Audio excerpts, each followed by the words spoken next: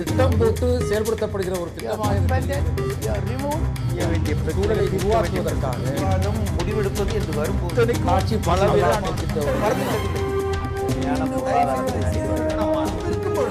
எதிர்த்து பேசிட்டு. வணக்கம். நேர்பட பேசு நிகழ்ச்சிக்கு உங்களை அன்போடு வரவேற்கிறோம். தமிழகத்தின் முன்னாள் முதலமைச்சர் அதிமுகவின் பொதுச் செயலாளர் செல்வி ஜெயலலிதா அவர்கள் மீதான வழக்கில் இன்றைக்கு வெளியாக இருக்கக்கூடிய தீர்ப்பு தமிழக அரசியலில் அண்மை காலமாக நிலவி வந்த ஒரு பரபரப்பு மற்றும் நிச்சயமற்ற ஒரு தன்மைக்கு முற்றுப்புள்ளி வைத்திருக்கிறது. புடம்போட்ட தங்கமாக நான் மீள்வதற்கு இந்த தீர்ப்பு வழிவகை செய்திருக்கிறது. சதியும் விதியும் சதிராடியதால் இடையிலே நீதி உறங்கிவிட்டது. இன்றைய தீர்ப்பு நீதியே என்றும் வெல்லும் என்பதை பறைசாற்றியிருக்கிறது என்று ஜெயலலிதா கூறியிருக்கிறார். பிரதமர் நரேந்திர மோடி, மதிமுக பொதுச் செயலாளர் வைகோ, தமிழ் மாநில காங்கிரஸ் கட்சியின் தலைவர் ஜி கே வாசன் உள்ளிட்ட பல தலைவர்கள், பிரமுகர்கள் அவரை வாழ்த்தியிருக்கிறார்கள். இந்த தீர்ப்பு அதிமுகவினருக்கு மகிழ்ச்சியை தந்திருக்கிறது, நிம்மதியை தந்திருக்கிறது. அதே வேளையில் இந்த தீர்ப்பை விமர்சிக்கக்கூடியவர்களும் இருக்கிறார்கள். திமுக தலைவர் கருணாநிதி, மார்க்சிஸ்ட் கம்யூனிஸ்ட் கட்சியின் மாநில செயலாளர் ஜி ராமகிருஷ்ணன் ஆகியோர் இந்த தீர்ப்பு இறுதி தீர்ப்பு அல்ல, இதற்கு மேல்முறையீடு செய்யப்பட வேண்டும் என்ற கருத்தை அவர்கள் சொல்லியிருக்கிறார்கள். தமிழ்நாடு காங்கிரஸ் கட்சியின் தலைவர் ஜி கே வாசன், இந்த தீர்ப்பு என்பது இந்திய நீதித்துறை வரலாற்றில் ஒரு கருப்பு நாள் என்றும்,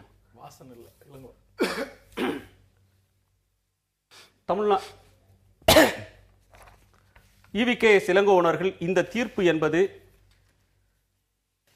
கருப்பு நாள், இந்திய நீதித்துறை வரலாற்றின் கருப்பு நாள் என்றும், பாட்டாளி மக்கள் கட்சியின் நிறுவனர் திரு ராமதாஸ் அவர்கள் ஜனநாயகம் நீதிக்கு கிடைத்த தோல்வி என்றும் தங்களுடைய கருத்தாக பதிவு செய்திருக்கிறார்கள். இந்த தீர்ப்பு பலரால் வரவேற்கப்படுகிறது, பலரால் விமர்சிக்கப்படுகிறது. கீழ் நீதிமன்றம் தந்த தீர்ப்பை இந்த தீர்ப்பு மாற்றியிருக்கிறது. மேல்முறையீடு என்ற ஒன்று இன்னமும் நிலுவையில் இருக்கிறது. இந்த தீர்ப்பு தமிழக அரசியலில் எத்தகைய தாக்கத்தை ஏற்படுத்த போகிறது என்பதை விவாதிக்கலாம். நம்மோடு இந்த அமர்வில் திமுகவின் வழக்கறிஞர் திரு தமிழன் பிரசன்னா, தமிழக வாழ்வுரிமை கட்சியின் தலைவர் திரு பன்ருட்டி வேல்முருகன், மார்க்சிஸ்ட் கம்யூனிஸ்ட் கட்சியின் திரு கனகராஜ், பத்திரிகையாளர் விமர்சகர் திரு ஆழி செந்தில்நாதன் ஆகியோர் இந்த அரங்கிலும், டெல்லியிலிருந்து விரைவில் அதிமுகவின் நாடாளுமன்ற உறுப்பினர் திரு ரவி பெர்னாட் இணைய இருக்கிறார். வணக்கம். உங்களுடைய நால்வருடைய கருத்தை இந்த தீர்ப்பை பற்றி அறிய விரும்புகிறேன். இந்த தீர்ப்பு பலருக்கும் பலவிதமான எண்ண ஓட்டங்களை ஏற்படுத்தி இருக்கிறது. அதிமுக, அதன் கூட்டணி கட்சியினர் இதை வரவேற்கக்கூடிய ஒரு நிலைமையை பார்க்கிறோம். மற்றவர்கள் பொறுத்திருந்து பார்க்கலாம், இந்த தீர்ப்பை தீர்ப்பாகத்தான் பார்க்க வேண்டும் அப்படின்னு சொல்லக்கூடிய கருத்து இருக்கிறது. விமர்சிக்கக்கூடியவர்களும் இருக்கிறார்கள். உங்களுடைய நால்வருடைய முதற்கட்ட கருத்து என்ன? திரு பிரசன்னா, உங்களுடைய கருத்து என்ன சுருக்கமாக? எங்களுடைய கருத்து என்பது எங்கள் தலைவருடைய அடியொட்டியே நானும் வர விரும்புகிறேன். நீதிமன்றங்களுக்கெல்லாம் உயர்ந்த மன்றம் என்று ஒன்று இருக்கிறது. அதுதான் மனசாட்சி என்கிற நீதிமன்றம். அவர்களுக்கு தெரியும் தவறு செய்தார்களா இல்லையா என்று சொல்லி. அப்படின்னா மனசாட்சிப்படி அவங்களே முடிவு பண்ணிக்கிட்டோம் அப்படின்னு சொல்லி விடலாமே. நீங்க உச்ச நீதிமன்றத்துக்கு, உயர் நீதிமன்றத்துக்கு போயிருக்க தேவையில்லையே. நான் மீண்டும் சொல்லுகிறேன், திராவிட முன்னேற்ற கழகத்தின் சார்பாக ஜெயலலிதா தண்டிக்கப்பட வேண்டும், ஜெயலலிதா என்கிற தனிநபர் தண்டிக்கப்பட வேண்டும் என்பதற்காக நாங்கள் உயர் நீதிமன்றமோ உச்ச நீதிமன்றமோ இதுநாள் வரைக்கும் சென்றதல்ல. சட்டம் வளைக்கப்படுகிற போதெல்லாம் சட்டம் சரியாக தன் கடமையை செய்ய வேண்டும் என்பதற்காகத்தான் திமுக கழகம் நீதிமன்றத்தினுடைய படியேறி இருக்கிறது என்பதையும் அடிக்கோட்ட விரும்புகிறேன். சரி, இந்த தீர்ப்பு ஒரு கீழ் நீதிமன்றத்தின் தீர்ப்பை மாற்றி உயர் நீதிமன்றம் சொல்கிறது இந்த தீர்ப்பை குன்ஹா அவர்கள் வழங்கிய தீர்ப்பு ஏற்கத்தக்கதல்ல என்று ஒதுக்கி இருக்கிறது. குற்றமற்றவர்கள் என்று அவர்களை விடுவித்திருக்கிறது. நியாயமாக இந்த தீர்ப்பை ஒரு அரசியல் கட்சி வரவேற்க வேண்டாமா? நிச்சயமாக. அதிமுக என்பதும் ஒரு அரசியல் கட்சி. நீதிபதி குன்ஹா அவர்களை கேவலப்படுத்தி குரங்காகவும் பன்றியாகவும் நாயாகவும் அவர்களுக்கு பாதகமாக தீர்ப்பை சொன்னபோது நீதித்துறையை கொச்சைப்படுத்தியது அதிமுக. இதை நீதிமன்றங்கள், உச்ச நீதிமன்றம் வரை கண்டித்தது. இன்றைக்கு அவர்களுக்கு சாதகமாக தீர்ப்பு வந்தவுடனேயே குலசாமி, குமாரசாமி என்றெல்லாம் பட்டியல் போடுகிறார்கள். அப்படியல்ல திராவிட முன்னேற்ற கழகத்தினுடைய சிந்தனை.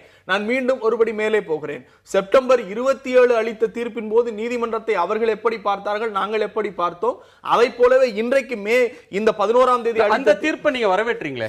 நிச்சயமா சொல்றேன். திராவிட முன்னேற்ற கழகத்தின் தலைவர் ஏறக்குறைய 10 நாள் கழித்து தீர்ப்பை முழுதும் படித்து பார்த்து இதனுடைய விடயம் இதை இப்படித்தான் பார்க்க வேண்டும் என்று தெளிவுபடுத்தினாரே தவிர மகிழ்ச்சி கொண்டாட்டத்தில் திராவிட முன்னேற்ற கழகம் திளைக்கவில்லை. ஜெயலலிதாவிற்காக பரிதாபப்பட்டோம், அவர் பாவம், அவருடைய இயக்கத்தை சார்ந்த தொண்டர்களுக்கு பரிதாபப்பட்டோம். அந்த நிலையில் தான் திராவிட முன்னேற்ற கழகம் இருந்தது தவிர ஒருவருடைய தோல்வி என்பது ஒட்டுமொத்த அரசியல் களத்தை நிர்மாணிக்கிற பிரச்சனை அல்ல. சீப்பை ஒழித்து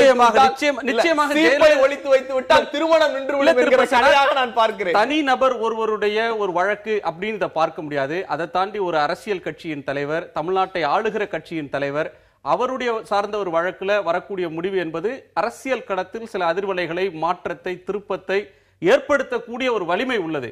எனவே ஒரு தனிநபருடைய வழக்கு என்று ஒதுக்க முடியாத ஒரு வழக்கு அப்படின்றதுனாலதான் நாம எல்லாம் விவாதிக்கிறோம். திரு வேல்முருகன், உங்களுடைய பார்வை என்ன இந்த தீர்ப்பை பற்றி? இந்த தீர்ப்பு நிச்சயமாக கீழ்மை நீதிமன்றத்தில் நீதிபதி அவர்கள் மிக தெளிவாக குறிப்பிட்டிருக்கிறார்கள். கீழ்மை நீதிமன்றத்தில் எதையெல்லாம் கருத்தில் எடுத்துக்கொள்ள வேண்டுமோ அதையெல்லாம் எடுத்துக்கொள்ளவில்லை. ஏற்கனவே அவர் வாதம் பிரதிவாதத்தின் போதே குறிப்பிட்டிருக்கிறார்கள். இந்த போயஸ் கார்டன் கட்டப்பட்டு விரிவாக்கப்பட்டதற்கான செலவினங்கள், அந்த கிரானைட் கற்களுடைய அன்றைய விலை, அதுபோல் இத்தனை சதவீதம் வரையில் சொத்து இருக்கலாம் என்கிற புள்ளி விவரங்களை எல்லாமே தீர்ப்பிலே அடிகொள்ளிட்டு தான் இந்த தீர்ப்பு வழங்கப்பட்டிருக்கிறது.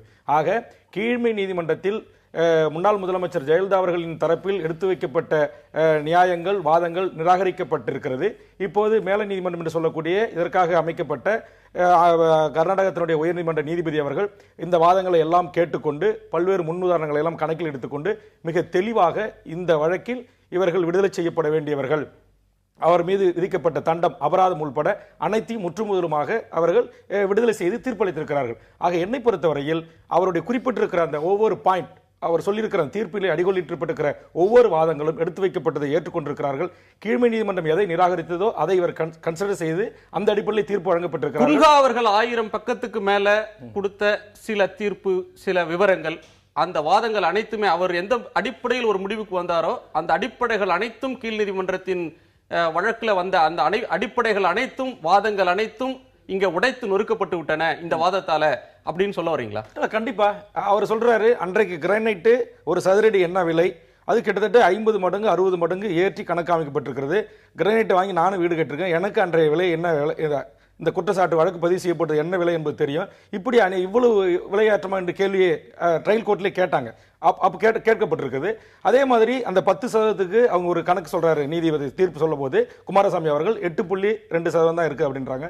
அதே மாதிரி அந்த வழக்குல வரவுக்கும் செலவுக்குமான இடைவெளியில ஒரு முக்கிய பாயிண்ட் அதுல உடைபட்டு போகும்போது அப்ப ஒட்டுமொத்த கேஸ் நிர்மூலமாவதற்கான வாய்ப்பு தான் இருக்குது. சரி, ஒரு எந்த ஊழல் குற்றச்சாட்டு அளவுக்கு அதிகமா சொத்து சேர்த்திருக்காங்க அப்படின்னு, அளவுக்கு அதிகமாக சொத்து சேர்த்த குற்றச்சாட்டுக்கு உள்ளான அந்த 66 கோடி ரூபாயை இவர் 4 ஊராக பிரிக்கின்ற போது நிச்சயமாக ஒரு 12 கோடி சொச்சு தான் வருது.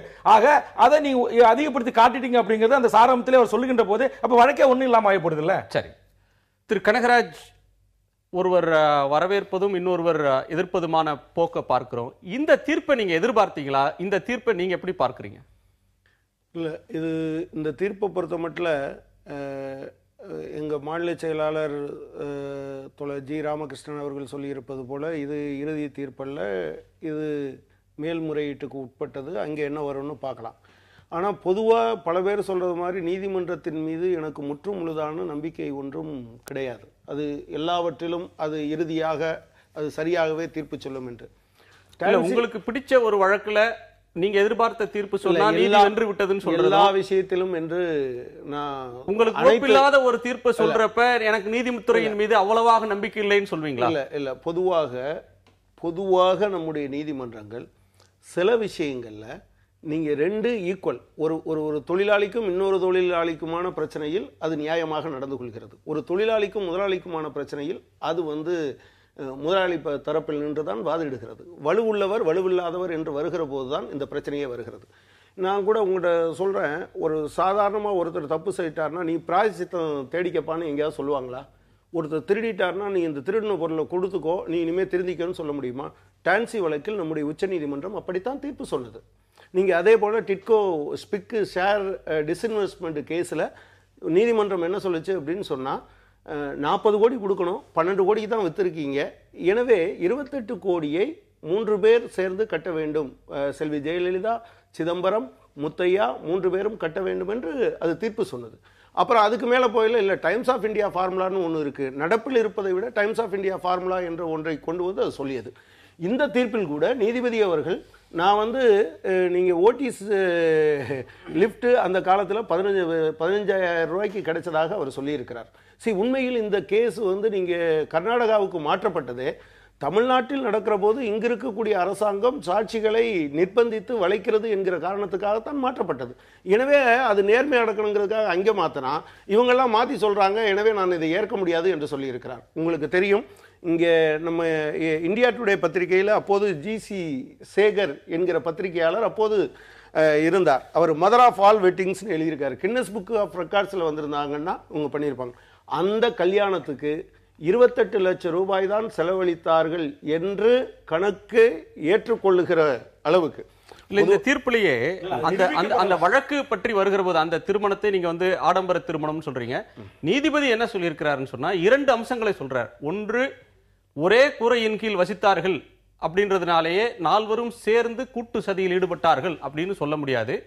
இன்னொன்று, திருமண செலவுன்னு வருகிற போது பெண் வீட்டார் தான் செலவு செய்வது வழக்கம் அப்படின்ற கருத்தை நீதிபதி சொல்றார். இந்த வாதங்களை அவர் ஏற்கவில்லை. இல்ல, அவர் ஏற்கலைங்கிறது இல்ல. நீங்க ஒரு பிரச்சனை என்னன்னு சொன்னா, நமது எம்ஜிஆருக்கு அவங்க டெபாசிட் வாங்கினதா சொன்ன விஷயத்தில் நீதிபதி குன்ஹா ரொம்ப டீட்டெயிலாக அந்த விஷயத்துக்குள் போயிருக்கிறார். அதில் அவர் என்ன கேட்டார்னா, இப்படி ஒரு டெபாசிட் சேர்க்கிறேன்னு சொல்லி உலகத்தில் எந்த பத்திரிகையாவது ரகசியமாக வச்சு டெபாசிட் சேர்க்குமா? உன் பத்திரிகையில் கூட அட்வர்டைஸ்மெண்ட் கொடுக்க மாட்டியான்னு அவர் கேட்டிருந்தார். அந்த மாதிரியான விஷயங்களை இவர் கணக்கில் எடுத்துக்கொள்ளவில்லை.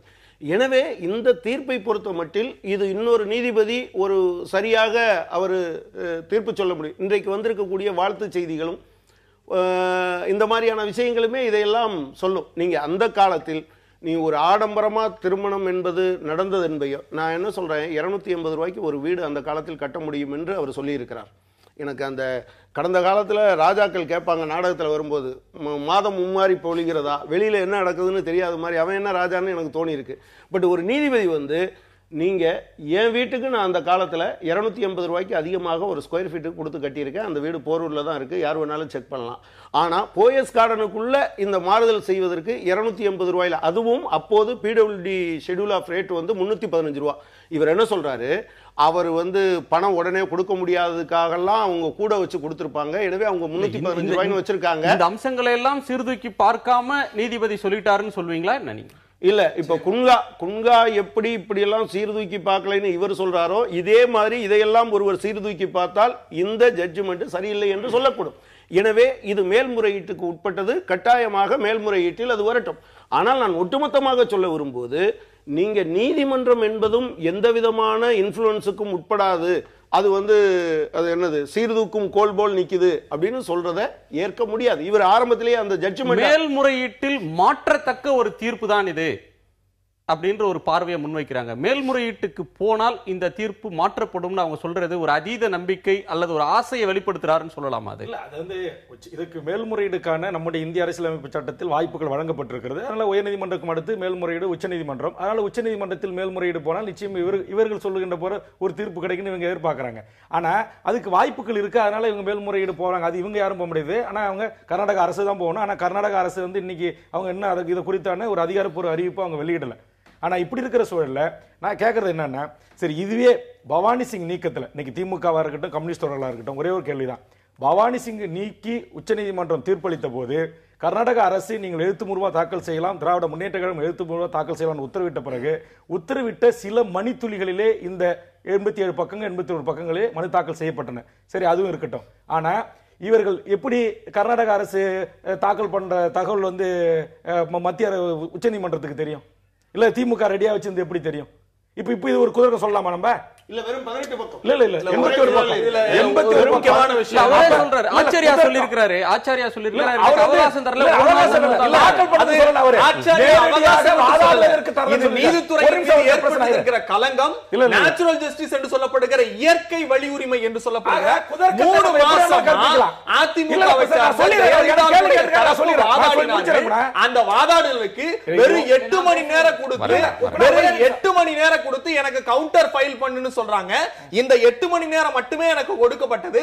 3 மாதங்கள் ஒரு வழக்கு குறித்து நீதிமன்றத்தில் ஆச்சாரியா நான் வாதாடுவது எப்படி, எதுவுமே பண்றாமல் வெறும் 18 பக்கங்களுக்கு அறிக்கை மட்டும் தாக்கல் செய்வது எப்படி இல்ல. அப்படிங்கிற வரிய பண்ணாங்க. சரி. இதுல முக்கியமா இந்த அது வழக்கினுடைய வழக்கு சாராம்சம், என்னுடைய கேள்வி, இந்த வழக்கினுடைய சாராம்சத்துல 919 பக்கத்துல பவானி சிங் அயோக்கியர், மோசமானவர், அதிமுகவுக்கு சாதகமா இருக்கிறார், அவரை நீக்கியது வரவேற்றதா இல்லையா திமுக? அந்த தீர்ப்பை வரவேற்றீங்களா இல்லையா? பாராட்டினார்களா இல்லையா? உச்சி முகுந்து வரவேற்றீங்களா இல்லையா? நான் கேட்கிறேன், பவானி சிங்கே அந்த தீர்ப்பு லீக் இருக்கிற போது உண்மையிலே நீதி வேண்டும் என்று திராவிட முன்னேற்ற கழகம் நினைத்திருந்தால் என்ன செய்திருக்க வேண்டும்? இன்றைக்கு உச்சநீதிமன்றத்தால் நீக்கப்பட்டிருக்கிற பவானி சிங் எடுத்து வைத்த வாதத்தின் பிரகாரம் ஜெயலலிதாவுக்கு 4 ஆண்டு தண்டனையும் 100 வருடம் அபராதம் விதிக்கப்பட்டிருக்கிறது. அந்த கூற்றும் அந்த தீர்ப்பும் தவறானது. ஆக இந்த வழக்கை மீண்டும் புதிதாக விசாரிக்க வேண்டும் என்கிற ஆவணத்தில் தாக்கல் செய்ய வேண்டும். நீங்க சொல்வீங்களா? இல்ல இல்ல, நான் கேட்கிறேன். நீங்க சொல்வீங்களா? பேச்சுக்காக சொல்லுங்க, இவங்க தான் சொல்றாங்க. நான் கேட்கிறேன், உச்சநீதிமன்றம் 81 பக்க தீர்ப்பை கொடுங்க சொன்ன அடுத்த நிமிடம் எப்படி தாக்கல் செய்யப்பட்டது? அப்ப அந்த நீதிபதிக்கும் திமுகவுக்கும் தொடர்பு இருந்ததா? அது இப்படி தீர்ப்புகள் எல்லாம் நான் கேட்க கூடாது என்பது பவானி சிங் கீழமை நீதிமன்றத்துல ஆர்கியூ பண்ண அந்த அடிப்படையில வந்த தீர்ப்புன்னு சொன்னப்ப நீங்க அந்த தீர்ப்புல 1118 பக்கத்தை படிச்சு பாத்தீங்கன்னா பவானி சிங்க மைக்கேல் டி குங்கா கண்டம் பண்ணி இப்படி ஒரு ப்ராசிக்யூட்டரை நான் பார்த்ததே இல்ல, அதன் அடிப்படையில் நான் இதை வழக்கை நான் சரிபார்க்கவில்லை என்று அவர் பதிவு செய்தார். ஒன்று. இரண்டாவது மிக முக்கியமான விஷயம், மிக முக்கியமான பவானி சிங் தீர்ப்பை பவானி சிங் எல்லாம் கடந்த ஆச்சாரியாவுக்கு வந்தாச்சு, ஆச்சாரியாவை கடந்து குமாரசாமிக்கு இந்த வழக்கு வந்துருச்சு. நான் ஆல்ரெடி செந்தில்நாதன் கேட்கிறேன், ஒரு நிமிஷம். அந்த தீர்ப்பை ஏன் வரவேற்றீர்கள்? அந்த தீர்ப்பை நீங்க விமர்சிக்கலையா? இல்ல, நான் கேக்குறதுக்கு மட்டும் நீங்க அந்த தீர்ப்பை நீங்க விமர்சிக்கலையா? கீழ் நீதிமன்ற தீர்ப்பை நீங்க விமர்சிச்சீங்களா இல்லையா? உடனே அதிமுக தலைமை உடனே உச்சநீதிமன்றம் சொன்ன உடனேயே உச்சநீதிமன்றம் உடனே வந்து வெளிவரத்துல பேசிச்சா, அறிக்கை தந்துச்சா? அதிமுகவின் சார்பாக தொலைக்காட்சி ஊடகங்களில் பேசிய எல்லோரும் மைக்கேல் டி குங்காவை விமர்சித்தார்கள். இந்த ஆட்சியில் இருந்தவர்கள் நாய் பன்றி என்று கேவலப்படுத்தினார்கள். மாநகராட்சிகளில் தீர்மானம், அது எப்படி கரெக்டா முடியும்? உச்சநீதிமன்ற தீர்ப்புல 2 அம்சம் இருக்கு. ஒன்னு, பவானி சிங் நியமனம் செல்லாது என்பது. இன்னொன்று, நீங்க 24 மணி நேரத்துக்குள்ள எல்லாத்தையும் தாக்கல் பண்ணணுங்கிறது. பவானி சிங் ரத்து செய்தது சரி என்பது.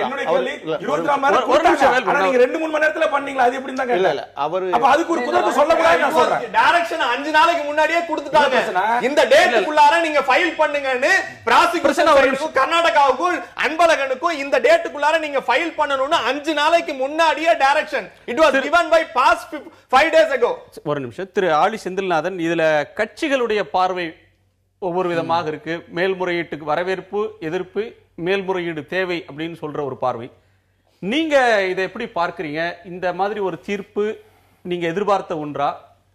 இந்த தீர்ப்பு என்ன செய்தியை சொல்லுது? தமிழ்நாட்டு அரசியல்ல என்ன தாக்கத்தை ஏற்படுத்தப்படும்? இல்ல, இந்த தீர்ப்பு நிச்சயமா எதிர்பார்க்காத ஒண்ணுதான்.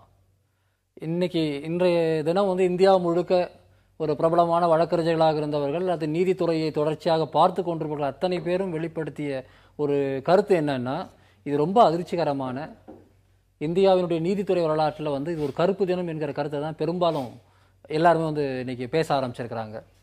இது ஒரு கான்டெக்ஸ்ட் இல்லாமலாம் பேசலை.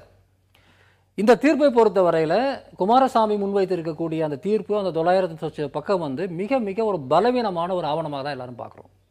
ஒரு டாக்குமெண்ட் ஏற்கனவே ஒரு தீர்ப்பு தரப்பட்டிருக்கிறது. அதன் பிறகு நீங்க அந்த தீர்ப்பின் மீது ஏற்கனவே தரப்பட்ட தீர்ப்பை எப்படி நீங்க ரிவ்யூ பண்றீங்க, எப்படி ரீஇன்டர்பிரேஷன் பண்றீங்க அப்படிங்கிறது தான் அடுத்து வரக்கூடியவருடைய வேலையா இருந்திருக்கு. இதுல புதிய சாட்சியங்களோ அல்லது புதுவிதமான எக்ஸ்ப்ளோரேஷனோ எதுவும் பெருசா பண்ணல. ஏற்கனவே குன்ஹா ஒரு தீர்ப்பு கொடுக்கிறாரு. குன்ஹா அவர்கள் கொடுத்த தீர்ப்புல என்னென்ன விஷயங்கள்ல ஒரு வாதம் முன்வைக்கப்பட்டிருக்கு. அந்த ரீஇன்டர்பிரேஷன் தான் மேல்முறையீடுங்கிறது அடிப்படை. அதுதான் மேல போயிட்டு ஏற்கனவே கொடுக்கப்பட்ட தீர்ப்புல என்ன ஓட்டை இருக்குன்னு கண்டுபிடிக்கிறது தான் மேல்முறையீடுல நம்ம சாத்தியம். சோ அங்க போகும்போது அடிப்படையே ஏற்கனவே குன்ஹா ஒரு அடிப்படையில் ஒரு தீர்ப்பு சொன்னார்னா அதுக்கு அப்படியே நேர் எதிராக கண்ணாடி பிரதிபலிப்பு போல ஒரு தீர்ப்பு நீங்க சொல்றீங்கன்னா பிரச்சனை. அப்ப இந்தியாவுடைய ஒட்டுமொத்த நீதித்துறையிலே பிரச்சனை இருக்குதா? அதாவது ஏற்கனவே இருக்கிற ஒரு தீர்ப்பு மேல நீங்க விமர்சனம் வைக்கிறது வேற, அந்த தீர்ப்புல என்னென்ன விஷயங்களை கண்டுக்கலன்னு சொல்லிட்டு நீங்க 4 சொல்றீங்கன்னா அதையும் புரிஞ்சுக்க முடியுது. ஆனா அந்த அடிப்படையா நீங்க தகர்த்தெறியும் போது, இப்போ உதாரணத்துக்கு சுதாகரன் திருமணம் சம்பந்தமான பிரச்சனையை அதுல பேசுறாங்க. நீங்களே குறிப்பிட்டு சொன்னதை போல தமிழ்நாட்டில் ஒரு வழக்கு இருக்கு, பெண் வீட்டுக்காரங்க தான் அந்த செலவை செய்வாங்க அப்படின்னு ஒரு கருத்து வைக்கப்படுது. அப்ப 18 வருஷமா இதை பத்தி பேசலையா? இதுக்கு முன்னாடி இது ஆர்குமெண்ட்ல எங்கேயுமே வரல. கீழ் நீதிமன்றத்துல சொன்னாங்க, அவங்க கேட்கல. இல்ல அது அப்ப கேட்கலன்னா குன்கா கொடுத்த தீர்ப்புல வந்து அந்த பிரச்சனை இருக்குதுன்னு சொன்னா நான் மறுபடியும் கேட்கிறேன், அப்ப வந்து அவரு அவ்வளவு பெரிய தவறு செய்தாரா? ஒரு இடைவேளைக்கு முறை நம்ம பேசலாம். செலவுகள் குறித்து இல்ல செல்வி ஜெயலலிதா அவர்கள் பேச முடிச்சிருங்க. நான் எனக்கு இப்பதான் இடம் கொடுத்தாங்க, கொஞ்ச நேரம் பேசுறேன். சோ இந்த கருத்துக்கள் வந்து நான் அடிப்படையில் என்ன பாக்குறேன்னா, அந்த தீர்ப்பை கொடுத்த நீதிபதியின் மீது நம்ம வந்து ஒரு சட்ட அடிப்படையில வந்து எந்த விதமான உள்நோக்கம் நான் கற்பிக்க விரும்பல. ஆனா இந்தியாவில் இன்னைக்கு இருக்கக்கூடிய அரசியல் சூழல் என்பது மிகப்பெரிய பணக்காரர்களை, அதிகார செல்வாக்கில் இருக்கக்கூடியவர்களை காப்பாற்றக்கூடியதாக இருந்து கொண்டிருக்குதுங்கிறத நாம பார்க்கணும். இல்ல, நான் இன்னொரு ட்ரெண்ட் இருக்கிறதையும் நான் உங்களுக்கு சொல்றேன். தொடர்ச்சியாக கடந்த 2-3 ஆண்டுகளாக ஊழல் எதிர்ப்பு அப்படின்ற ஒரு இயக்கம் வலுப்பெற தொடங்கின பிறகு அடுத்தடுத்து பொது வாழ்க்கையில் இருக்கக்கூடியவங்களுடைய ஊழல் தொடர்பாக, முறைகேடுகள் தொடர்பாக அல்லது அரசு அதிகாரிகள் மேல பிரிவென்ஷன் ஆஃப் கரப்ஷன் ஆக்ட்ல போடுற பல வழக்குகள்ல தண்டனை தர்ற ஒன்றை ஒரு இயல்பாக நீதிமன்றம் வைத்திருந்தது. ஆனால் அந்த வழக்கிலிருந்து இது மாறுபடுகிற போது வலுவான ஆதாரங்கள், வலுவான வாதங்கள் முன்வைக்கப்படாம உயர்நீதிமன்றம் கன்வின்ஸ் ஆகாம இந்த முடிவுக்கு வந்திருக்குமா? இல்ல, இப்ப நான் வந்து இதுக்கு வந்து ஒரு மறுபடியும் ஒரு கேள்வி கூட நான் கேட்க முடியும். சிபு சோரனோ, மதுகோடாவோ அல்லது லாலு பிரசாத் யாதவோ, கனிமொழிக்கோ இருக்கக்கூடிய ஒரு முறை ஏன் ஜெயலலிதாவுக்கும் சல்மான் கானுக்கும் வர மாட்டேங்குது? இதுதான் பொது கேள்வி. நம்ம இன்டெப்தா நம்ம உள்ள போய் பேசணும்னா அது வேற ஒரு விவாதமா மாறும். ஏன் வந்து இது நடக்க மாட்டேங்குது? நீங்க யோசிச்சு பாத்தீங்கன்னா இங்க சல்மான் கான் தண்டிக்கப்பட்டிருக்காரு. இல்ல நான் ஒரு பொதுவான சொல்றேன். அவர் தண்டிக்கப்படுறாரு, உடனடியாக பெயில விடுறாங்க, அப்புறம் வந்து தீர்ப்பை சஸ்பெண்ட் பண்றாங்க. நான் என்ன சொல்றேன்னா, ஒரு சிலருக்கு வந்து நீதித்துறை இவ்வளவு தலை வணங்குகிறதா? ஒரு சில விஷயத்துல மட்டும் அது வந்து செங்கோல் தவறாமல் வந்து உறுதியாக இருக்கிறதா? இது அரசியல் சொல்ல முடியாது. அது விமர்சனத்துக்குரிய ஒரு பார்வை. இல்ல, விமர்சனத்துக்குரிய ஒரு மாற்று கேள்வியாக நீங்க சொல்றது ஒரு விமர்சனத்துக்குரிய ஒரு பார்வை. அது தலை வணங்கல நீதி எங்களுக்கு வந்து நீதி ஜெயலலிதா அவர்களுடைய வார்த்தையில சொல்லணும்னா, கீழ் நீதிமன்றத்துல சதியும் விதியும் சதுராடியதால் இடையில் நீதி உறங்கிவிட்டது, இன்றைய தீர்ப்பு நீதியே வெல்லும்னு நிரூபிச்சிருக்கு அப்படின்னு அவங்க சொல்றாங்க. அதிமுக தரப்பு வந்து நீதி வளையல, பார்த்துட்டாங்க, இப்ப நீதி வென்றிருக்கிறது அப்படின்ற பார்வையை அவர்கள் முன்வைக்க கூடும். நம்மோடு திரு அதிமுகவின் நாடாளுமன்ற உறுப்பினர் திரு ரஃபி பெர்னாட் இணைந்திருக்கிறார். வணக்கம் திரு ரஃபி. குறிப்பாக இன்றைய தீர்ப்பை உங்கள் கட்சியின் தலைவர், பல்வேறு கூட்டணி கட்சி தலைவர்கள் வரவேற்கிறார்கள். பிரதமர் நரேந்திர மோடி, வெளியுறவு அமைச்சர் சுஷ்மா ஸ்வராஜ் போன்றவர்கள் வரவேற்று பாராட்டி வாழ்த்து தெரிவிக்கிறார்கள் விடுதலை பெற்றவர்களுக்கு. உங்கள் அரசியல் எதிர்ப்பாளர்கள் காங்கிரஸ் கட்சியின் திரு ஈவிகே இளங்கோவன் இது நீதித்துறை வரலாற்றில் ஒரு கருப்பு நாள் என்கிறார். திமுகவும் மார்க்சிஸ்ட் கட்சியும் மேல்முறையீட்டுக்கு செல்ல வேண்டும் என்கின்றன. மேல்முறையீட்டுக்கு சென்றால் இந்த வழக்கின் தீர்ப்பு வேறு மாதிரி இருக்கும், மாற்றி அமைக்கப்படும் என்ற கருத்தை சொல்கிறார்கள். மேல்முறையீட்டுக்கு சென்றால் இந்த தீர்ப்பின் தன்மை மாறுவதற்கு வாய்ப்பு இருக்கிறதா?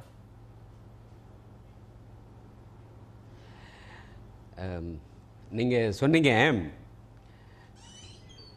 எங்கள் கட்சியை சேர்ந்தவர்களும் எங்களுடைய தோழமை கட்சியை சேர்ந்தவர்கள் இதை வரவேற்கிறாங்க. பல கட்சியை சேர்ந்தவர்கள், எதிர்கட்சிகளை சேர்ந்தவர்கள், காங்கிரஸ், கம்யூனிஸ்ட் போன்ற கட்சிகளை சேர்ந்தவர்கள் இந்த தீர்ப்பை வரவேற்கவில்லை, எதிர்க்கிறார்கள் என்றெல்லாம் சொன்னீங்க. அதில் வரவேற்றவர்கள் பெயர்கள் சிலவற்றை சொன்னீங்க, எதிர்ப்பவர்கள் பெயர்கள் சிலவற்றை சொன்னீங்க. நாடாளுமன்றத்தில் 11-2-11-3 இந்த தீர்ப்பு வந்த பிறகு எங்களை ஆறத் தழுவி எங்களுக்கு இனிப்பு கொடுத்து எங்கள் கரங்களை பற்றி கொண்டு வாழ்த்து சொன்னவர்கள் பெயர்களை நான் இங்கே சொல்ல முடியாது. அவர்களெல்லாம் நீங்கள் குறிப்பிட்ட கட்சிகளை சேர்ந்தவர்கள் அல்ல. அவர்களெல்லாம் எதிர்கட்சிகள், எதிரி கட்சிகள் என்று நீங்கள் யாரை பட்டியலிடுவீர்களோ அவர்களை சேர்ந்தவர்கள் தான் எங்களை நேரில் சந்தித்து வாழ்த்து சொல்லி வணக்கம் தெரிவித்து, அம்மாவை சந்தித்தால் எங்களுடைய வாழ்த்துக்களை தெரிவியுங்கள், நல்வாழ்த்துக்களை தெரிவியுங்கள் என்றும் சொன்னார்கள். எனவே அரசியல் காரணங்களுக்காக சிலர் பேசலாம், அவர்கள் அப்படித்தான் பேச முடியும். காங்கிரஸ் கட்சியில் இருந்தோ கம்யூனிஸ்ட் கட்சியில் இருந்தோ இந்த தீர்ப்பை வரவேற்று அறிக்கை விட்டால்தான் அதை நான் வியப்போடு பார்ப்பேன். எனவே இந்த தீர்ப்பு என்பது மன்னிக்கணும், இந்த வழக்கில் நீங்க வந்து காங்கிரஸ் கட்சியை சேர்ந்தவர்களோ கம்யூனிஸ்ட் கட்சியை சேர்ந்தவர்களோ வரவேற்று அறிக்கை விட்டால்தான் நீங்கள் ஆச்சரியப்படுவீர்கள் என்று சொல்றீங்க. திரு நரேந்திர மோடி வாழ்த்து தெரிவிக்கிறார், சுஷ்மா ஸ்வராஜ் வாழ்த்து தெரிவிக்கிறார், திரு வைகோ, ஜி.கே. வாசன், ஹெச். ராஜா போன்றவர்கள் வாழ்த்து தெரிவிக்கிறார்கள். இதை பார்த்து இது ஒரு அரசியல் நாகரிகத்தினால் வந்த ஒரு வாழ்த்து, பரஸ்பரம் நட்பு பாராட்டிக் கொள்கிறார்கள் நாங்கள் எடுத்துக்கணுமா? இல்லை அதற்கு அப்பால் இதற்கு வேறு அரசியல் இருக்கிறது, இதுல மக்கள் வியப்படைவதற்கு செய்தி இருக்கிறதுன்னு எடுத்துக்கணுமா? நீங்க இதில் வியப்படைவதற்கு செய்தி என்று எடுத்துக்கொள்ள வேண்டியதில்லை. இது ஒரு அரசியல் நாகரிகத்தின் காரணமாக ஒரு கர்ட்டசி, பல நாட்கள் பல ஆண்டுகள் அறிமுகமான ஒரு திறமையான ஒரு பெண்மணிக்கு இப்படி ஒரு தீர்ப்பு கிடைத்து அவர் விடுதலையாகி இருக்கிறார் என்பதால் வழங்கப்படுகின்ற வாழ்த்து செய்தியை தவிர இதற்கு பின் வேறு எதுவும் இருப்பதாக எனக்கு தெரியவில்லை. அரசியல் நாகரிகம் கருதித்தான் எங்களிடம் நேரில் சந்தித்து கைகுலுக்கி வாழ்த்து சொன்னவர்களுடைய பெயர்களை நான் இங்கே குறிப்பிட விரும்பவில்லை. மேல்முறையீட்டுக்கு சென்றால் இந்த தீர்ப்பு திருத்தி எழுதப்படும், இது மேல்முறையீட்டுக்கு செல்ல வேண்டும் அப்படின்ற வேண்டுகோள் எதிர்க்கட்சிகள் சிலவற்றால் முன்வைக்கப்படுகிறது. மேல்முறையீட்டை நீங்கள் வரவேற்கிறீர்களா? அவங்க கருத்தை நீங்க எப்படி பார்க்கிறீங்க? அவர்கள் தங்களுடைய விருப்பத்தை, தங்களுடைய விஷுவல் திங்கிங்கை சொல்லுகிறார்கள். இது மேல்முறையீட்டிற்கு செல்லுமா, செல்வதற்கு இதில் ஏதும் இருக்கிறதா, தகுதி படைத்ததா என்பதெல்லாம் நீதிமன்ற வளாகங்களில் முடிவு செய்ய வேண்டிய ஒன்று. எங்களை பொறுத்தவரை புரட்சித் தலைவி அம்மா அவர்கள் எங்கள் இதயத்தின் இயக்கம், எங்கள் இயக்கத்தின் இதயம். அவர்தான் எங்கள் இயக்கம், அவர்தான் எங்களை வழிநடத்துபவர், அவர்தான் எங்கள் தலைவர். எங்களுடைய தொண்டர்கள் எல்லோரும் இந்த நாளுக்காகத்தான் காத்திருந்தோம். இந்த நாளை விட ஒரு மகிழ்ச்சியான நாள், இந்த நாளை விட ஒரு ஆனந்த கூத்தாடுகின்ற வாய்ப்பினை வழங்குகின்ற நாள் எங்கள் வாழ்வில் இனி வரப்போவதே இல்லை. எனவே இந்த நாளில் நாங்கள் மகிழ்ச்சியாக இருக்கிறோம், அமைதியாக இருக்கிறோம். ஒரு சின்ன கேள்வி, அதிமுகவினரோ அல்லது நீங்களோ இல்ல பாராளுமன்றத்தில் ரவிசங்கர் பிரசாத் வந்து கட்டித்தழுவி ஆரத்தழுவி இனிப்புகள் கொடுத்து மகிழ்ச்சியை பரிமாறி கொண்டதோ அல்லது மோடி தொலைபேசியில பகிர்ந்து கொண்டதோ மக்கள் முடிவு செஞ்சுக்குவாங்க. நீங்க அதை சொல்ல வேண்டியது இல்லைங்கிறது என்னுடைய தாழ்மையான கருத்து. ஆனா என்னுடைய தாழ்மையான கருத்து, வயதிலே சிறியவன், உங்களிடத்திலே அரசியல் கற்றுக்கொள்ள விரும்புவன் என்கிற அடிப்படையில நீங்க கொண்டாட வேண்டிய மகிழ்ச்சி, கூத்தாட, தாண்டவமாட வேண்டிய நிகழ்வு தான். ஆனால் இந்த 8 மாதங்களாக தமிழ்நாட்டு மக்களை நசுக்கி சக்கையென புளிந்து வாழ்வாதாரத்தை தொலைத்து ரேஷனை மட்டும் நம்பி வாழ்க்கை நடத்தி கொண்டிருந்த பிற்படுத்தப்பட்ட தமிழ்நாட்டு மக்கள் இன்றைக்கு ரேஷன் கடையில் அரிசி வாங்குறதுக்கு முதல் நாள் நைட்டே கியூல கொண்டு வந்து நிக்கணும்னு ஒரு நிலையை ஏற்படுத்தினது யாரு? இரண்டாவது, அரசு அதிகாரிகள் தொடர்ச்சியாக தற்கொலை, பொறியாளர்கள் முதலமைச்சர் பொறுப்பில் கேள்வி முடிச்சல வேண்டாம், முதலமைச்சர் பொறுப்பிலேயே இருக்க வேண்டிய ஒருவர் மீது குற்றச்சாட்டு, இதுக்கெல்லாம் பதில் சொல்லுங்க. மக்கள் கொடுத்த அதிகாரத்தை மக்களுக்கு நீங்கள் பயன்படுத்தினீர்களா? கேள்வி, உங்க கேள்வி கேள்வியா இருக்கட்டும். இது வந்து விவாதத்துக்கு தொடர்பு இல்லாம வெளியே போகுது. திரு கனகராஜ், நான் உங்கள்கிட்ட கேட்கிறது, நீங்க ஒரு விஷுவல் திங்கிங், உங்களுடைய ஆசையை வெளிப்படுத்துறீங்க. மேல்முறையீட்டுக்கு போகணுமா வேணாமான்றத வழக்க நடத்தினவங்க முடிவு செய்யணும், நீதிமன்ற வளாகத்துல தான் அது முடிவு எடுக்கப்படணும். அதற்கு மாறாக கட்சிகள் எதிர்க்கட்சி வரிசையிலிருந்து கேட்கிறதுன்றது, இந்த தீர்ப்பை நீங்க விரும்பல, ரசிக்கல, மேல்முறையீட்டுக்கு போனா மாறிடும் அப்படின்னு நீங்க விரும்புறீங்க, உங்க ஆசையை வெளிப்படுத்துறீங்க, அப்படி ஒன்றும் நடந்துராதுன்னு திரு ரவி பிர்னாட் சொல்றாங்க. இல்ல, அவரு இதுவும் இதை விட அதிகமாகவும் அவர் நம்புவதற்கான வாய்ப்புகள் இருக்குங்கிறத நான் மறுக்கலை. ஏன்னா வந்து நீங்கள் ஒரு உச்ச நீதிமன்றமே கடந்த காலத்தில் வந்து நீங்கள் பிராயச்சித்தம் தேடிக்கங்க, இது ஒன்றும் தப்பு இல்லைன்னு சொல்கிற வாய்ப்பு இருந்தது. அப்படிங்கிறதுனால அவர் சொல்கிறது மாதிரி ரவிசங்கர் பிரசாத் கொண்டாடுவார். அவர் இந்த கேஸில் வழக்கில் ஆஜரானவர், அது ஒன்றும் பெரிய பிரச்சனை கிடையாது. அடுத்து வந்து அது விஷுவல் திங்கிங் இல்லை, இந்திய அரசியல் அமைப்பு வழங்கி இருக்கக்கூடிய ஒரு உரிமை. இன்னொன்று வந்து அது கேஸ் போட்டவங்களும், நம்ம சட்டத்தில் சில விஷயங்கள் இருக்குங்கிறது ஒரு பிரச்சனை தான். ஆனால் இது வந்து சுப்பிரமணிய சாமி அவர்களுக்கும் செல்வி ஜெயலலிதா அவர்களுக்கும் இந்த நிலத்தில் என்ன பிரச்சனை அப்படிங்கிறது சம்பந்தமான ஒரு டிஸ்பியூட் கிடையாது. தமிழக மக்களுடைய மக்களை ஆண்ட ஒருவர் அந்த அதிகாரத்தை பயன்படுத்தி வருமானத்துக்கு அதிகமாக சட்டத்துக்கு புறம்பாக சொத்து சேர்த்தார் என்பதுதான் பிரச்சனை. எனவே அந்த விஷயத்தில் அவங்க தான் முடிவு பண்ணுவாங்க, நீங்கள் இதில் தலையிடக்கூடாது என்று சொல்வது நியாயம் அல்ல. உண்மையில் அவர் பத்திரிகையாளராக நான் ரொம்ப அவரை மதிச்சிருக்கேன். எனவே இது மற்றவர்களுக்கு ஏதோ எங்களுடைய சொல்ல தேவையில்லை, இப்போ நீங்க மதிக்கலாம். இல்ல மதிக்கிறவர் தான், என்னுடைய மரியாதைக்குரியவர். ஆனா இந்த கருத்தை நான் அது மரியாதைக்குரிய கருத்தாக பார்க்கல. நிச்சயமாக அது வந்து இந்திய அரசியல் அமைப்பு சட்டம் வழங்கி இருக்கிற ஒன்றை நீங்க வந்து இப்போ நான் குன்ஹா வழங்கின போது நாங்க இது கீழமை நீதிமன்றம் தான் சொல்லியிருக்கு, நாங்க மேல போய் வெற்றி பெறுவோம் என்று அவர்கள் சொன்னது மாதிரியான ஒரு வாய்ப்பு மத்தவங்க சொல்றதுக்கு இல்லையா? இது மட்டும் விஸ்வல் திங்கிங். சரி, திரு ரவி பெர்னாட் சொல்லலையா? விஸ்வல் திங்கிங்னு ஏன் சொல்லணும்? திரு ரவி பெர்னாட், நீங்க கீழ் நீதிமன்றத்துல உங்களுக்கு பாதகமாக தீர்ப்பு வந்தப்ப நீங்க அது இறுதி தீர்ப்பு அல்ல, சட்டம் வெல்லும், நீதி வெல்லும்னு சொன்னீங்க. இப்போ இதற்கு மேலும் அப்பீல் இருக்கிறப்ப இதுவே இறுதி அப்படின்ற முடிவுக்கு எல்லோரும் வந்துடணுமா? நாங்க அப்படி சொல்லலையே, நான் அப்படி சொல்லலையே. இதில் அப்பீல் செய்ய வேண்டும் என்று விரும்புவர்கள் தங்களுடைய விருப்பத்தை தெரிவிக்கிறார்கள் என்று தான் சொன்னேன். அதே போல நான் முதலில் குறுக்கிட விரும்பாததால் அமைதி காத்தேன். இதற்கு முன் பேசிய நண்பர் ஒருவர் சொன்னார், ரவிசங்கர் பிரசாத் உங்களை ஆற தழுவினார், கை கொடுத்தார், இனிப்பு வழங்கினார், எனவே நீங்கள் ஆனந்த கூத்தாடுங்கள் என்று. நான் சொல்கிறேன், நான் மரியாதையின் காரணமாக, நாகரிகத்தின் காரணமாக சிலருடைய பெயர்களை சொல்லவில்லையே தவிர நான் ரவிசங்கர் பிரசாத்தை குறிப்பிடவில்லை. நாடாளுமன்றத்தில் யார் எங்களுக்கு வாழ்த்து சொன்னார்கள் என்பது வாழ்த்து சொன்னவர்களுக்கு தெரியும், அதை நான் இங்கே சொல்ல முடியாது. நான் ரவிசங்கர் பிரசாத்தையோ வெளிப்படையாக யாருடைய பெயர்கள் எல்லாம் சொல்லப்பட்டனவோ அவர்களை பற்றி சொல்லவில்லை. உளமாற வாழ்த்து தெரிவித்து இப்படி ஒரு வாய்ப்பு வழங்கப்பட்டிருப்பதற்கு மகிழ்ச்சி தெரிவித்தவர்கள் பலருண்டு. அதில் அனைத்து கட்சியினரும், தமிழகத்தைச் சேர்ந்த அனைத்து கட்சியினரும் இருக்கிறார்கள். என்னை பெயரை சொல்ல வற்புறுத்தாதீர்கள். ஜெயலலிதா அவர்களை தனிப்பட்ட முறையில் மதிக்கக்கூடிய பல்வேறு அரசியல் கட்சி தலைவர்கள் இருக்கக்கூடும், அவர்கள் தங்களுடைய மகிழ்ச்சியை இதுல வெளிப்படுத்தியிருக்க கூடும். திரு ஆழி செந்தில்நாதன், ரவி பெர்னாட் அவர்கள் சொன்ன ஒரு கருத்து, நானும் அதைத்தான் சொன்னேன். மிகப்பெரிய பகிர்ந்து கொள்ள வேண்டிய திரு செந்தில்நாதன், பிரதமர் நரேந்திர மோடி, வெளியுறவு அமைச்சர் சுஷ்மா ஸ்வராஜ், ரவிசங்கர் பிரசாத், தமிழ்நாட்டுடைய 2 கட்சிகளின் தலைவர்கள் திரு வைகோ, திரு ஜி.கே. வாசன், இவங்கெல்லாம் வாழ்த்துறது ஒரு அரசியல் நாகரிகத்தின் வெளிப்பாடு அப்படின்னு மட்டும் பார்க்கணுமா? அதற்கு அப்பால் இதுக்கு வேறு அரசியல் பொருள் இருக்கு அப்படின்னு எடுத்துக்கணுமா? இல்ல, முதல்ல பாராளுமன்றத்துல கட்சி வேறுபாடு இல்லாமல் ஜெயலலிதா விடுதலை செய்வதற்காக மகிழ்ச்சியோட பொங்கி திரு ரவி பெர்னாட் அவர்களோட வார்த்தை அங்க இருக்கிற எம்பிக்கள்லாம் சொல்றாங்க அப்படின்னா இதுக்கு ஒரு அர்த்தம் தான் இருக்க முடியும். இது வெறுமனே ஒரு நாகரிகம் சம்பந்தப்பட்ட ஒரு விஷயம் மட்டும் கிடையாது. ஊழல் வழக்கில் தண்டனைக்கு உள்ளாகக்கூடிய ஒரு அரசியல்வாதி விடுதலையாகும் போது அத்தனை கட்சிக்காரர்களும் கொண்டாடுறாங்க. இவ்வளவுதான் விஷயம். நான் இன்னொரு கருத்து நான் சொல்றேன், நாகரிகம் கருதி ஏன் அந்த பேர் இல்லை, நான் எல்லாம் முடிச்சிடறேன். நாகரிகம் கருதி ஏன் அந்த பேரை சொல்லக்கூடாது?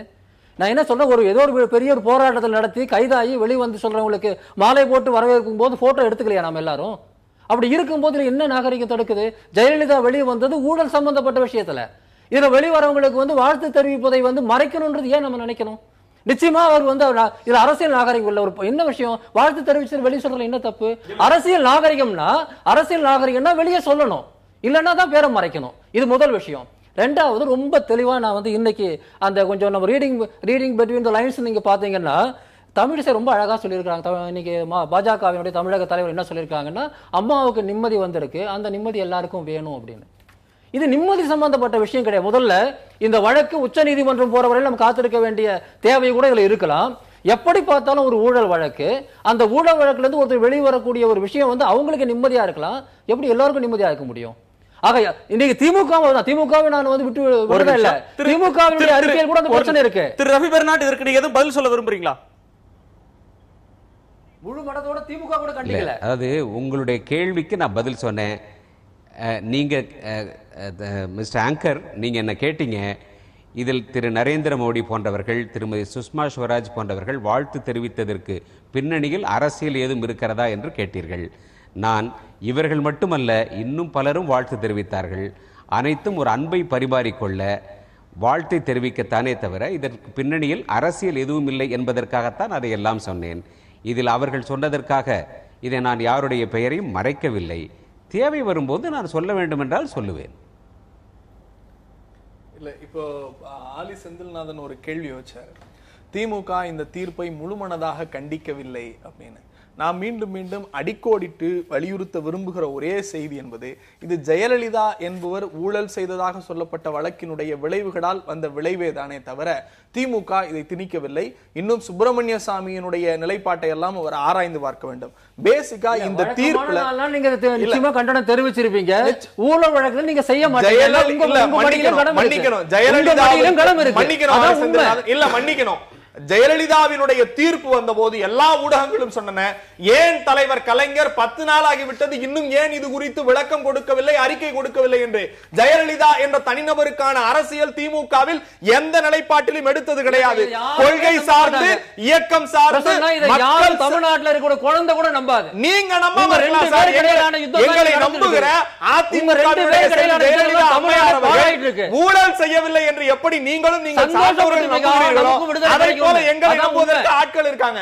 ரெண்டே விஷயம் மட்டும் இந்த தீர்ப்புல நான் சொல்ல வரேன். இந்த தீர்ப்பினுடைய பக்கங்கள் என்கிட்ட இருக்கு. இந்த தீர்ப்புல 852வது பக்கத்துல இந்த தீர்ப்பை சொல்லிய குமாரசாமி அவர்கள் ஏறக்குறைய 24,17,31,274 ரூபாய் கணக்கு காட்டுறாரு. ஆனால் அந்த தீர்ப்பை முழுதாக படித்தவன் என்கிற அடிப்படையில், மூத்த வழக்கறிஞர்களோடு கலந்தாலோசித்தின் அடிப்படையில் அதை கணக்கு பார்த்தோம்னா மொத்தமே 10,37,36,274 ரூபாய் தான் வருது. மீதி இருக்கிற 13,40 லட்சம் ரூபாய் எங்க போச்சுன்னு கணக்கே சொல்லாம இந்த தீர்ப்புல மொத்த 20 பக்கம் அந்த 24 கோடியை வச்சுமே தீர்ப்பு சொல்லியிருக்காரு குமாரசாமி. இது மேல்முறையீட்டிற்கு உகந்ததா இல்லையா என்பதை மக்கள் முடிவு செய்யட்டும். இரண்டாவது கருத்து, இந்த வழக்கு ஏன் பெங்களூருக்கு போனது? 2003 இத முடிச்ச முக்கியமான வழக்கு, முக்கியமான விஷயம் இது. இல்ல இது முடிச்சறேன், அந்த கருத்தோட அவங்க பதில் சொல்லட்டும். 2003ல தமிழ்நாட்டில இருந்து பெங்களூருக்கு ஏன் போச்சுன்னா, இல்ல இங்க ஆட்சி இல்ல, அந்த தீர்ப்பினுடைய நிலைப்பாடு மக்களுக்கு தெரியணும்ல. அந்த தீர்ப்பை படித்தவன் என்கிற அடிப்படையில கடைசி பக்கத்துல 918வது பக்கத்துல 2 வருஷத்துக்கு முன்னாடி நீங்க போறீங்க. இல்ல இல்ல இன்னைக்கு சொல்றேன், 918வது பக்கம் இன்னைக்கு இருக்கிற வரலாறு. இன்னைக்கு இருக்கிற வரலாறுல இந்த பிறல் சாட்சிகளை நான் கருத்திலே கொள்ள மாட்டேன். உச்ச நீதிமன்றம் ஏன் பெங்களூருக்கு மாற்றியது என்று சொன்னால், இங்க பிராசிக்யூஷன் கையோட இருக்கு, எல்லாத்தையும் பிறல் சாட்சிகளா மாத்துறாங்க, இங்க நீதி நிலை பெறாது. ஆனால் இன்னைக்கு பிறல் சாட்சியை நான் கருத்திலே கொள்ள மாட்டேன்னு இந்த தீர்ப்பு சொல்லப்பட்ட தீர்ப்பு. இது மேல்முறையீட்டுல நீங்க பேச வேண்டிய விஷயம். திரு வேல்முருகன், நம்ம தீர்ப்பினுடைய சாதக பாதகங்கள் அல்லது அதனுடைய நிறை குறைகள் இது வரவேற்கப்பட வேண்டியதா, ஆய்வுக்குரியதா அப்படின்றத கடந்து இந்த தீர்ப்பு உடனடியாக தமிழ்நாட்டு அரசியலில் சில தாக்கத்தை ஏற்படுத்த போகிறது. முதலமைச்சராக ஜெயலலிதா அவர்கள் மீண்டும் பதவியேற்பார். உடனடியாக பேரவை தேர்தல் வருமா அல்லது அடுத்த ஆண்டு வருமா அப்படின்ற கேள்வி அவர் கையில் இருக்கிறது, அவர் எடுக்க வேண்டிய முடிவாக இருக்கிறது. என்ன மாதிரியான தாக்கத்தை இது ஏற்படுத்தும்? இது அதிமுகவுக்கு பலத்தை தருமா, எதிர்க்கட்சிகளை ஒன்று சேர்க்குமா அல்லது சிதறடிக்குமா? கண்டிப்பாக அனைத்து இந்திய அண்ணா திராவிட முன்னேற்ற கழகம் தமிழ்நாட்டுடைய ஒரு மாபெரும் மக்கள் இயக்கம், மாபெரும் மக்கள் சக்தி என்பது இந்த தீர்ப்பின் மூலமாக அனைத்து இந்திய அண்ணா திராவிட முன்னேற்ற கழகம் திரும்பவும் மக்களிடம் நிரூபிப்பதற்கான ஒரு வாய்ப்பு தான் இந்த தீர்ப்பு ஏற்படுத்தியிருக்கு. இன்னைக்கு எத்தனையோ பேர் இந்த என்ன சொன்னாங்க, தமிழ்நாட்டில் ஒரு மிகப்பெரிய இடைவெளி ஏற்பட்டிருக்கிறது, நாங்கள் முதலமைச்சராக போகிறோம், டெல்லியிலிருந்து அங்கிருந்து குழுக்கள் வரப்போகிறார்கள் என்று சொன்னார்கள். சிலர் பேனா கொடுத்தார்கள், அடுத்த சிலர்கள் எல்லா கட்சி தலைவர்களையும் கூட்டி போய் இதோ முதலமைச்சருக்கு நான் தயாராகிவிட்டேன் என்று சொன்னார்கள். ஆனால் இன்றைக்கு அவர்கள் அனைவருக்குமே இன்றைக்கு அவர்கள் தலையில் மிகப்பெரிய ஒரு இடி விழுந்தது போன்று இந்த தீர்ப்பு விழுந்திருக்கிறது என்பதுதான் என்னுடைய பார்வை. நிச்சயமாக இந்த தீர்ப்பு தமிழ்நாட்டில் மிகப்பெரிய ஒரு அரசியல் தாக்கத்தை ஏற்படுத்தும். அந்த தாக்கம் என்பது அனைத்து இந்திய அண்ணா திராவிட முன்னேற்ற கழகம் மீண்டும் ஒரு மகத்தான வெற்றி பெறுவதற்கு அது தன்னம்பிக்கைக்குரிய துணிச்சலான ஒரு தலைமை இன்றைக்கு ஜெயலலிதா அம்மையார் அவர்கள் வெளியில் வந்துவிட்டார், நமக்கான தலைவி வந்துவிட்டார். ரவிபரன் என்ன சொன்னார்? அதுதான் இன்னைக்கு ஒவ்வொரு அதிமுக தொண்டருடைய மனநிலை அதுதான். இன்றைக்கு அந்த அதிமுக தொண்டர்களுடைய மனநிலை புரிந்து கொள்ளக்கூடியது. ஒரு கட்சியின் தொண்டர்களுடைய மனநிலை மட்டுமே அரசியலை மாற்றிடுமா? இல்ல நீங்க அப்படி பார்க்க முடியாது. இன்றைக்கு தமிழ்நாட்டில் இருக்கிற எதிர்க்கட்சி வரிசையில் இருக்கிற யார் இன்றைக்கு அனைத்து இந்திய அண்ணா திராவிட முன்னேற்ற கழகத்தின் அளவுக்கு செல்வாக்கு பெற்ற அரசியல் கட்சிகள், அந்த கட்சியை வீழ்த்துவதற்கு பலம் பெற்ற ஒரு அணியாக மாறக்கூடிய வாய்ப்புள்ள கட்சி தலைவர்கள் யார் இருக்கிறாங்க? எல்லாம் முதலமைச்சருங்க. ஒரே நிமிடம், ஒரே நிமிடம்.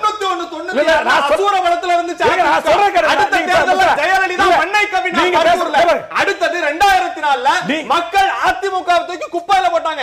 40 நாடாளுமன்ற உறுப்பினர்கள் நாடாளுமன்றம் திமுகவின் கூட்டணிக்கு போனாங்க. அல்ல, அங்க ஒரே ஒரு சிந்தனை தான், சீப்பை ஒளிச்சு வச்சுட்டா கல்யாணம் நின்னு போயிருங்கிற கதையா? இந்த தீர்ப்பு விடுதலை ஆயிட்டா அரசியல் மாற்றம் வரும்.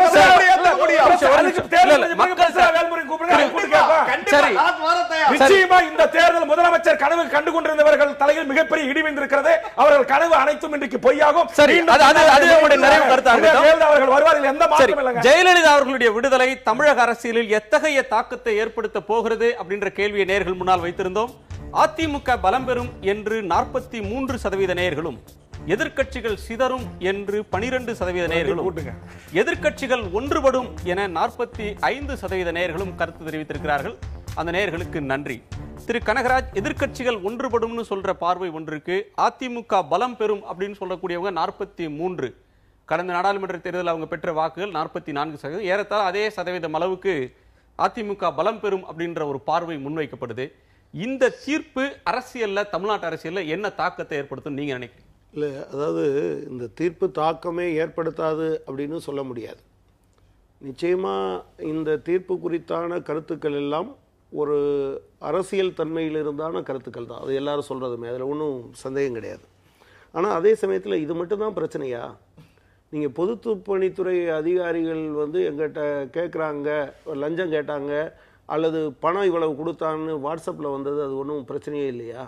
அக்ரி கிருஷ்ணமூர்த்தி ஜெயிலுக்குள்ளே இருக்காரு, இவங்க தான் வெளியே அனுப்பியிருக்காங்க. அவர் மேல அதன் காரணமாக இந்த தீர்ப்பு மட்டுமல்ல, மற்ற பிரச்சனைகளும் தீர்மானிக்கும் சக்தியா இருக்குன்னு சொல்ல வரீங்க? இல்ல, மணல் ஒரு பிரச்சனை இல்லையா? தாது மணல் பிரச்சனை இல்லையா? கிரானைட் பிரச்சனை இல்லையா? தமிழ்நாட்டில் இருக்கக்கூடிய விவசாயிகள் அல்லது தொழிலாளிகள் பிரச்சனையே இல்லையா? எனவே இந்த ஒற்றை பிரச்சனை தான். ஏதோ இதுக்காகத்தான் தமிழக மக்கள் அத்தனை பேரும் காத்து கொண்டு இருந்தது மாதிரியும், இதை தவிர தமிழ்நாட்டில் வேற பிரச்சனையே இல்லை என்பது மாதிரியும் சொல்வது சரி என்று நான் நினைக்கிறேன். நன்றி. இது உங்கள் நிறைவு கருத்து. ரவி பெர்னாட், இந்த தீர்ப்பு உங்களுக்கு மகிழ்ச்சியை தந்திருக்கிறது, அதிமுக தொண்டர்கள் ஆனந்த கூத்தாடுகிற நாள் அப்படின்னு சொன்னாலும், அரசியல் ரீதியாக இந்த தீர்ப்பு அதிமுகவுக்கு பலத்தை பெற்றுத்தரும் என்று எங்களுடைய நேயர்கள் 43% பேர் தெரிவித்தாலும், திரு கனகராஜ் போன்றவருடைய கருத்து, இந்த தீர்ப்பு மட்டுமே முடிவை தீர்மானிக்கக்கூடியதாக இருக்காது, வேறு சில பிரச்சனைகளும் மக்கள் பிரச்சனைகளும் இருக்கின்றன, அவையும் இந்த முடிவை தீர்மானிக்கக்கூடியதா இருக்குன்னு சொல்றாங்க. அதை பற்றி உங்களுடைய நிறைவு கருத்தா என்ன சொல்ல விரும்புறீங்க? ஒரு கொஸ்டின் பேப்பர் நாங்கள் பார்ட் ஏ இருக்கும், one word answer, part B இருக்கும், பேராகிராஃப் ஆன்சர், பார்ட் சி இருக்கும், எஸ்ஏ ஆன்சர், மேப் இருக்கும், மேட்ச் த ஃபாலோயிங் இருக்கும், ஃபில் இன் த பிளாங்க்ஸ் இருக்கும். ஒட்டுமொத்தமாக எல்லாத்துலேயும் ஒரு பையன் எவ்வளோ மார்க் வாங்குறானோ அதை வச்சு தான் அவன் பாஸாக ஃபெயிலான்னு முடிவு பண்ண முடியும். இந்த ஒரு தீர்ப்புனாலேயே நாங்கள் வெற்றி பெற்று விடுவோம் என்று சொல்லவில்லை. எங்களுக்கு தெரியும் நாங்கள் ஆற்றியிருக்கின்ற சாதனைகள், மக்கள் எங்கள் மீது கொண்டிருக்கும் அன்பு, அனைத்திந்திய அண்ணா திராவிட முன்னேற்றக் கழகம் என்ற மாபெரும் இயக்கம் தமிழ் மண்ணில் எவ்வளவு ஆழமாக வேரூன்றி இருக்கிறது என்பன போன்ற பல்வேறு கூறுகளின் அடிப்படையில் தான் தேர்வுத்தாளில், அரசியல் தேர்வுத்தாளில், தேர்தலில் வழங்கப்படுகின்ற தேர்வுத்தாளாக அமையப்போகின்ற பல்வேறு த agenda before the people will be different. மக்கள் தங்களுக்கு எத்தகைய அரசு வேண்டும் என்பதை அவர்கள் முடிவெடுத்துக் கொள்வார்கள். ஒரு தொலைக்காட்சி விவாதத்தில் 20 நிமிடத்தில் ஓங்கி உரத்து பேசுவதனால் ஒன்றும் ஆகிவிடப் போவதில்லை. எங்களுக்கு தெரியும், மக்கள் எங்களை மீண்டும் பேரன்போடு தேர்ந்தெடுப்பார்கள். திரு ரவி பெர்னாட் அவருடைய கருத்து, மீண்டும் அதிமுக ஆட்சிக்கு வரும், அதற்கான தொடக்க புள்ளியாக இந்த தீர்ப்பை ஒன் வேர்ட் ஆன்சர்ல ஜெயிச்சிட்டதா சொல்றாரு. நீங்க எப்படி பார்க்குறீங்க திரு செந்தில்நாத்? இல்லை, நான் எப்படி பார்க்குறேன்னா 2 விஷயம் இருக்குது. ஒன்று ஜெயலலிதாவுடைய இந்த சூழலுங்கிறது கிட்டத்தட்ட இப்போ பீக், அவங்களுடைய இந்த ஆட்சி கட்டத்தினுடைய ஒரு பீக் இது. இவங்க வெற்றி பெற்றிருக்கிறார்கள். ஒருவேளை உடனடியாக தேர்தல் வந்தால் இதனுடைய விளைவு ஜெயலலிதாவுக்கு ரொம்ப கூடுதலாக சாதகமாகிறதுக்கான வாய்ப்புகள் இருக்கிறது. காரணம் என்னன்னா, நீங்கள் அந்த மக்களுடைய கருத்து கணிப்பில் காட்டினது போலவே எதிர்க்கட்சிகள் ஒன்று சேருங்கிற ஒரு ஃபேக்டர் தான் அவங்களுக்கு பேலன்ஸ் பண்ண முடியும். அதுக்கு நேரம் கொடுக்காம உடனடியாக ஒரு தேர்தல் வந்தால் அது சாத்தியமாகலாம். ஆனால் வேற 2 வாய்ப்புகள் ஜெயலலிதாவுக்கு எதிராக போக வாய்ப்பு இருக்கு. ஆனால் ஜெயலலிதாவுக்கு தோல்வியை கொடுக்கும் நான் அதை சொல்ல வரல. முதல் விஷயம், இதுக்கு பின்னாடி இருக்கக்கூடிய அரசியல் கணக்கு என்று சொல்லக்கூடிய அதிமுக பாஜக கூட்டு அப்படிங்கிற ஒரு விஷயம் வந்தாலும், அல்லது 2G வழக்கில் இவர்களுக்கு இந்த ஊழல் வழக்கில் தண்டனை கிடைக்காம ஒருவேளை அந்த வழக்கில் கனிமொழிக்கு மட்டும் தண்டனை கிடைச்சாலோ, இந்த மாதிரியான சில ஃபேக்டர்ஸ் ஒட்டுமொத்தமாக எல்லாத்தையும் குழப்பறதுக்கும் இவங்க எதிர்பார்க்கக்கூடிய அளவுக்கான ஒரு வீழ்ச்சியை உருவாக்காம போறதுக்கும் வாய்ப்பு இருக்கிறது. ஜெயலலிதா ரொம்ப காஷியஸா ஜாக்கிரதையாக நடைபெற வேண்டிய காலம் தான் அடுத்த ஒரு வருஷம் நான் பார்க்கிறேன். சரி, உங்களுடைய நிறைவு கருத்து? நிச்சயமாக ரவி பெர்னாட் அவர்கள் சொன்னது, அரசியல் தேர்தல் களங்கள்ல மக்கள் முடிவு செய்வாங்க. நான் எல்லா ஊடகங்களும் இவ்வளவு நாள் பேசிய எழுதிய எல்லா கேள்விகளுக்கும் ஒரே ஒரு பதிலை மட்டும் சொல்லுகிறேன். அம்மையார் ஜெயலலிதாவை சிறைக்கு தள்ளினால்தான் திமுக ஆட்சி பலத்தில் உட்கார முடியும் என்கிற அவச்சொல் இந்த தீர்ப்பின் மூலம் தகர்த்தெறியப்பட்டிருக்கிறது.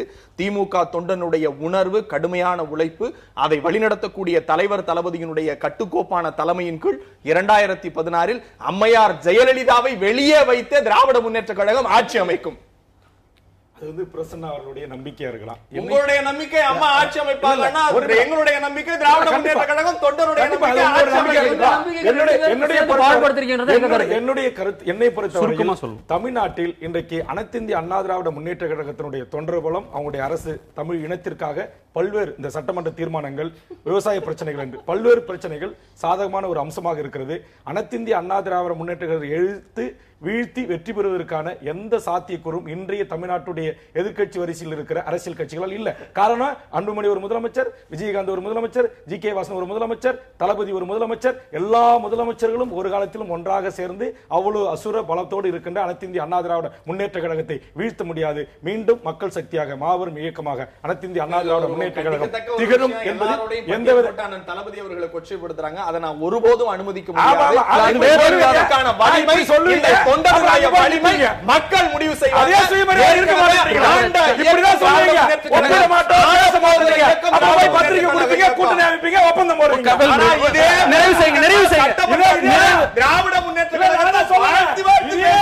நிறைவு செய்யுங்க. திரு கனகராஜ், உங்களுடைய வார்த்தைகளோடு நிறைவு செய்யலாம் நினைக்கிறேன். ஒரு நிமிஷம் நீங்க அப்படி இல்லையே பிரச்சனை சொல்ற தகுதி உங்களுக்கு என்ன இருக்கு? பிரச்சனை ஒரு நிமிஷம் சொல்றீங்க, அப்புறம் போய் நிக்கிறீங்க. வேல்முருகன் வேற இது வேற விவாதம். தமிழகத்தில் அதிமுக ஒரு பெரிய கட்சி என்பதில் எந்த விதமான சந்தேகமும் இல்லை. ஆனால் இந்த பெரிய கட்சியும் கடந்த காலத்தில் பலத்த அடிகளை வாங்கி இருக்கிறது. மிக நம்பிக்கையோடு போன போது அவங்க ஒற்றை விஷயத்தை முன்வைத்து இதனால் வெற்றி பெறுவோம் என்று போன காலத்தில் வேறு சில விஷயங்கள் சேர்ந்து அவர்கள் தோற்கடிக்கப்பட்டு இருக்கிறார்கள்.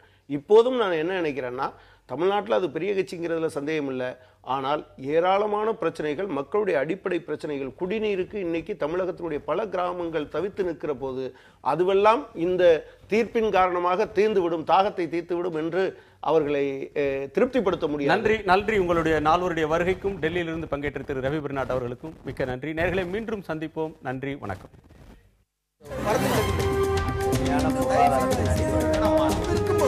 எதிர்த்து பேசிட்டு